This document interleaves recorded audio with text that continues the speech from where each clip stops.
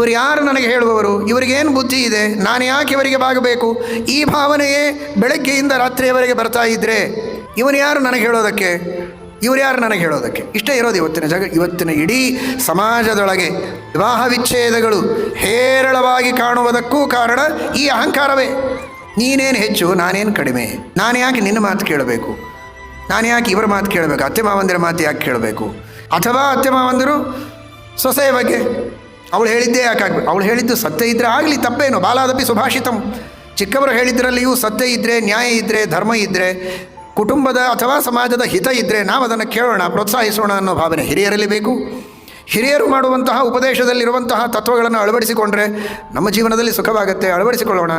ನಾನು ಓದಿರಬಹುದು, ಅವರಿಗಿಂತಲೂ ಜಾಸ್ತಿ ಗಳಿಸ್ತಾ ಇರಬಹುದು, ಅಂದ ಮಾತ್ರಕ್ಕೆ ಜಗತ್ತಿನ ಸಂಗತಿಗಳನ್ನು ಮೀರಿ ನಿಲ್ಲುವ ಯೋಗ್ಯತೆ ಯಾವ ಹಣವಂತರಿಗೂ ಇಲ್ಲ. ಜಾಗತಿಕ ಸತ್ಯಗಳು ಸತ್ಯಗಳೇ. ಆ ಸತ್ಯಗಳನ್ನು ಬೋಧಿಸುವಂತಹ ಅನುಭವಿಗಳು ಹೇಳಿದ ರೀತಿಯಲ್ಲಿ ನಾವು ನಡೆದರೆ ನಮಗೆ ಹಿತವಾಗತ್ತೆ ಎನ್ನುವ ಭಾವನೆ ಇದ್ದರೆ, ಆ ವಿನಯ ಇದ್ದರೆ ಜಗಳ ಆಗೋದಿಲ್ಲ, ವಿಚ್ಛೇದ ಆಗೋದಿಲ್ಲ.